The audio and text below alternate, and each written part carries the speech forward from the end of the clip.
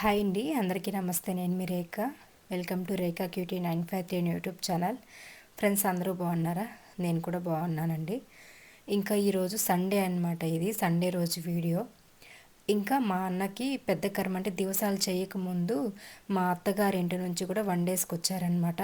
మామూలుగా మేము వండేసుకొని వస్తాము, ఆడబిడ్డ కదా నేను.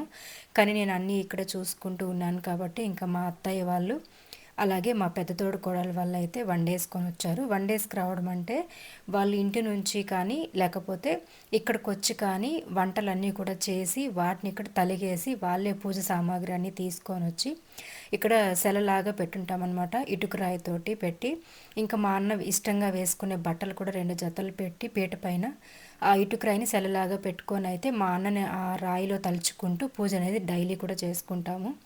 మా మా సైడ్ అంతా కూడా ఇలా చేస్తారనమాట. మా అమ్మ వాళ్ళ సైడు ఇలాంటి సాంగ్యాలన్నీ చాలా తక్కువ, కానీ మా అత్తయ్య వాళ్ళ సైడు మంచిగా చేస్తారు. అందుకే నేనైతే ఇంకా మా అత్తయ్య వాళ్ళ సైడ్ ఎలాగైతే చేస్తారో చిత్తూరు సైడు సేమ్ అలానే చేద్దామని చెప్పేసి ఇంకా అలా చేస్తూ ఉన్నానన్నమాట. ఇంకా అందులో భాగంగా అయితే మొలక పోయడము, అక్కడ మీకు కనిపిస్తుంది కదా పూజ చేసే దగ్గర ఒక తట్టలో అయితే మట్టేసి ఆ మట్టిలో నవధాన్యాలు అయితే వేసి మొలక పోస్తాము. మొలక నారు పోసినప్పుడు మంచిగా గ్రోత్ అవుతుంది దివసాల రోజుటికి. మళ్ళీ తీసుకెళ్ళి దివసాలప్పుడు నీళ్ళలో కలుపుతారనమాట. అలా ఉంటే ఏదో అంటారు, నాకు పెద్దగా ఏం వాటి గురించి తెలియదు, కానీ మా సైడ్ చేస్తారు కాబట్టి నేను కూడా చేస్తున్నాను. ఇంకా మా అత్తయ్య వాళ్ళు అలాగే మా చిన్నత్తయ్య వాళ్ళు ఇంకా మా పెద్ద తోడుకోడల వాళ్ళు అందరూ కూడా వచ్చారు.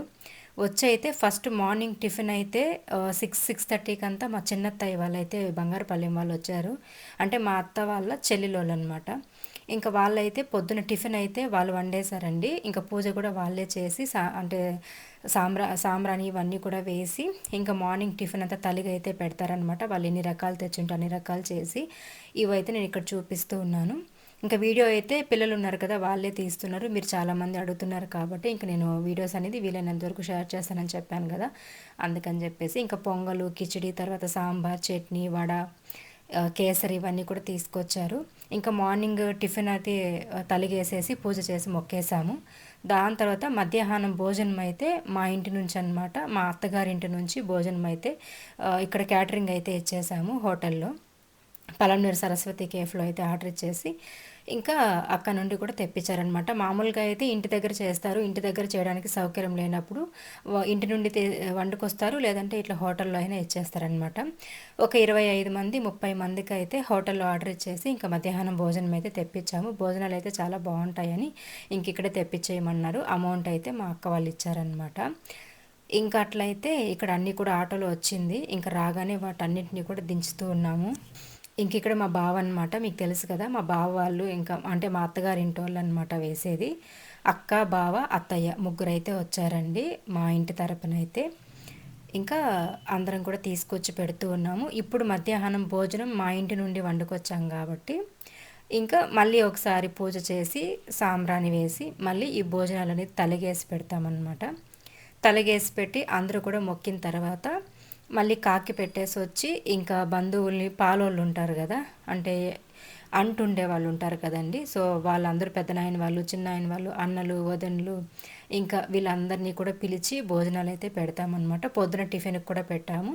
ఇంకా ఇప్పుడు మధ్యాహ్నం భోజనం కూడాను పెడతామన్నమాట. ఇంక ఇక్కడ మా మరిదండి బంగారుపల్లెం అనమాట వీళ్ళు.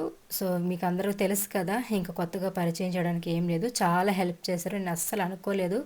కానీ మా అన్న పెళ్ళికి చేయాల్సినవన్నీ కూడా ఇలాంటి టైంలో చేస్తున్నారనమాట. అది బాధ. కానీ చాలా అంటే చాలా ఈసారి అయితే అసలు నేను ఎక్స్పెక్ట్ చేయలేదన్నమాట మరిది ఇంత మంచిగా హెల్ప్ చేస్తారని. చావు రోజు నుంచి కూడా వండేసినప్పుడు మళ్ళీ దివసాలప్పుడు కూడా చాలా హెల్ప్ చేశారు. ముందుగానే వచ్చి మా అన్న వాళ్ళు, మా మరిది వాళ్ళు చాలా హ్యాపీ అనిపించింది నాకు. ఇంతమంది నా వాళ్ళు ఉన్నారు అని చెప్పేసి అనిపించింది. ఇంకా చూసారు కదా మధ్యాహ్నం తలికి కూడా వేసేసాము, మొక్కేసాము. ఇంకా అందరినీ పిలిచి పెట్టాము, తిన్నారు.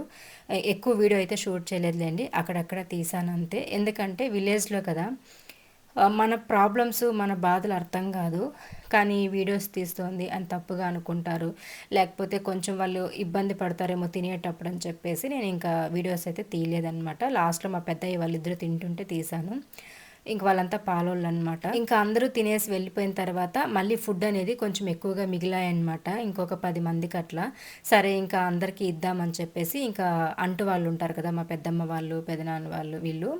వాళ్ళందరికీ కూడా పిలిచి ఇంక గిన్నెలు తీసుకురమ్మని చెప్పేసి వేసిస్తూ ఉన్నానండి. ఇంకా వాళ్ళు నైట్ అయినా తింటారు కదా! ఊరికే ఫుడ్ మిగిలిపోతే వేస్ట్ అయిపోతుంది. అందుకని చెప్పేసి ఇంకా అందరిని పిలిచి అయితే ఫుడ్ అనేది వేసిస్తూ ఉన్నాను నేను.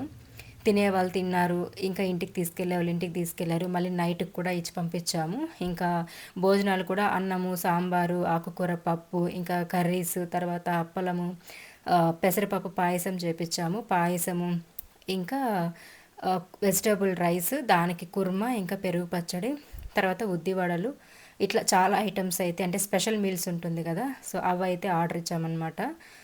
మనకి నార్మల్ మీల్స్ అయితే 2500, స్పెషల్ మీల్స్ అయితే మనకి 4000 పడుతుందన్నారు. సరే ఇంకా స్పెషల్ మీల్సే కావాలన్నారు అక్క వాళ్ళు.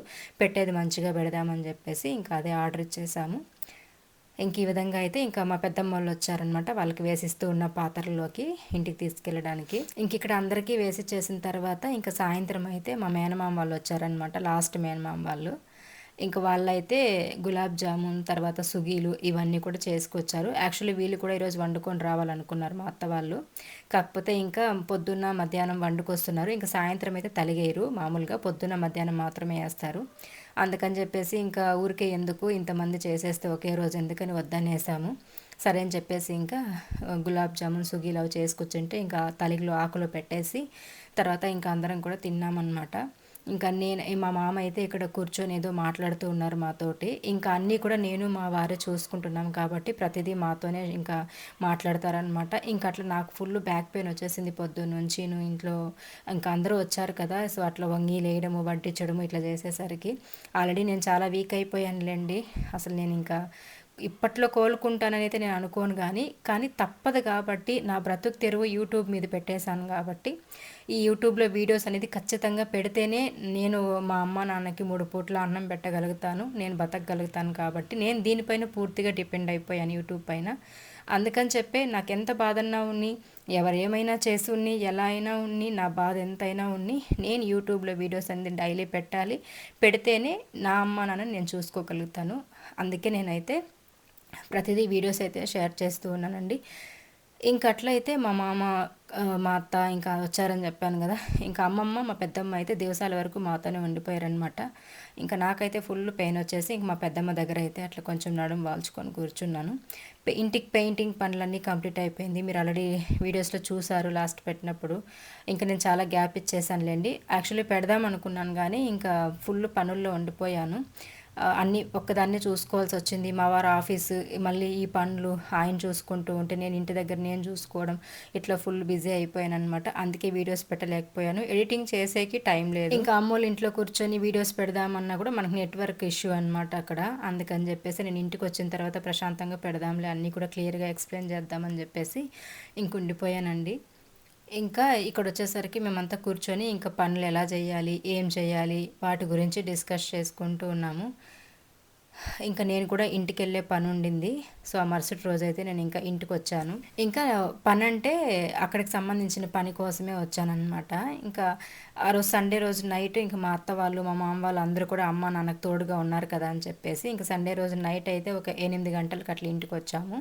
దాని తర్వాత ఇది సోమవారం రోజు మార్నింగ్ అయితే నేను ఇల్లంతా కూడా శుభ్రం చేసుకొని, ఇల్లు క్లీన్ చేసుకుంటూ ఉన్నా. దేనికోసం అంటే మా నాన్న వాళ్ళని తీసుకొని రావాలి. అంటే తలకొరువు పెట్టిన వాళ్ళని దివసాల లోపల ఇంటికి తీసుకొని వచ్చి వాళ్ళు మన ఇంట్లో దీపం చూసి గడపకు పూజ చేసి మనకు కలిగింది ఏదన్నా స్వీట్ ఏదన్నా పెట్టి వాళ్ళు తినిన తర్వాత వాళ్ళని ఇంటికి తీసుకెళ్ళి వదలాలన్నమాట. నైట్ అయితే ఇక్కడ ఉండకూడదు. సో, అందుకు మళ్ళీ ఎందుకు ఇట్లా తీసుకొస్తారు తలకొరువు పెట్టిన వాళ్ళని అంటే ఇక్కడ ఒక రోజు మన ఇంటికి వచ్చి ఇల్లు తొక్కొని దీపం చూసుకొని వెళ్ళారంటే మళ్ళీ 3వ నెలలో బట్టలు పెట్టే లోపల మళ్ళీ మన ఇంటికి రావచ్చు. లేదంటే 3 నెలలు బట్టలు పెట్టేదాకా ఇంటికి రాకూడదంటారు. అందుకని చెప్పేసి ఇంకా తీసుకెళ్ళమన్నారనమాట. నాకైతే ఇవి పెద్దగా తెలియదు. అందరూ పెద్దవాళ్ళు చెప్తూ ఉంటే ఇంక నేను చేశాననమాట. ఇంక మా పెద్దమ్మ అయితే ఈరోజు తీసుకొని వెళ్ళిపో, మళ్ళీ టైం ఉండదు, దివసాల దగ్గర వచ్చేస్తుంది కదా, ఇంక 3 రోజులే ఉంటుందనింది. సరే అని చెప్పేసి ఇంక నేను సోమవారం రోజు అయితే తీసుకొని వచ్చానండి. ఇంకా రాలేదు. మా ఆయన వెళ్ళారనమాట పిలుచుకొని రావడానికి. సో ఇంకా నేనైతే కావాల్సినవన్నీ కూడా రెడీ చేసి పెట్టాను. ఇంకా పూజ గది అయితే ఓపెన్ కూడా చేయలేదండి. ఏ రోజైతే మా అన్నకి అట్లా అయిందో ఆ రోజు ఎక్కడో అక్కడ పెట్టేసి వెళ్ళిపోయిండేది. ఇంతవరకు మా ఇంట్లో పూజ చేయలేదనమాట. ఇంకా దీపం చూడాలి కాబట్టి పూజ గదిలోకి అంటే మనం అక్కడికి వెళ్తూ వస్తుంటాం కదా, మన ఇంట్లో కలశం ఉంది, ఇంకా కొన్ని విగ్రహాలు అవి ఉన్నాయి కాబట్టి మా పెద్దమ్మ అయితే గడప దగ్గర డోర్ వేసేసి ఒక దీపం మాత్రం పెట్టని చెప్పింది. సరే అని చెప్పేసి అన్నీ రెడీ చేసి పెట్టాను. ఇంకా మా వారైతే మా నాన్నని మా పెద్దనాన్నని తీసుకొచ్చారు.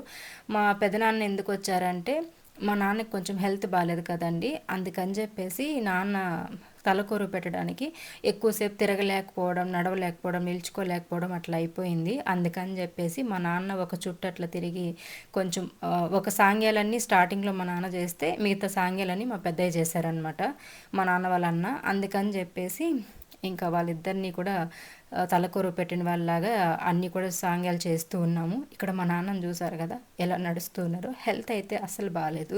ఇంకా మా నాన్న పరిస్థితి అయితే చూసారు కదా, అస్సలు నడవలేరు. నిజంగా చెప్తున్నాను, ఒకప్పుడు మా నాన్న ఎలా ఉండేవాడంటే ఒక హీరో లాగా ఉండేవాడండి. మీకు పాత ఫొటోస్ ఏమైనా ఉంటే మీకు ఎప్పుడైనా షేర్ చేస్తాను. హీరో లాగా ఉండేవాళ్ళు అనమాట. అసలు మేము మా నాన్న అంటే చాలా భయం మాకు, చాలా స్ట్రిక్ట్గా పెంచేవాళ్ళు, చాలా బాగుండేది. కాకపోతే ఏమైందో తెలియదు కానీ సడన్గా ఒక 3-4 ఇయర్స్ నుంచి మా నాన్నకి అట్లా హెల్త్ ఇట్లా అయిపోయింది. అసలు ఏ మాత్రం ఫేస్ దగ్గర నుంచి కాళ్ళు, చేతులు, ఒళ్ళు మొత్తం ఊదిపోయింది. అసలు ఎందుకు ఇట్లా అయిందో తెలియదు. దానికి తగ్గట్టుగా మా నాన్న చాలా కష్టపడేవాళ్ళు, కుండలు చేసేవాళ్ళు కదా, కుండలు చేసి చేసి బంకమట్టిలో హెల్త్ ఇట్లా అయిపోయింది అంటారు.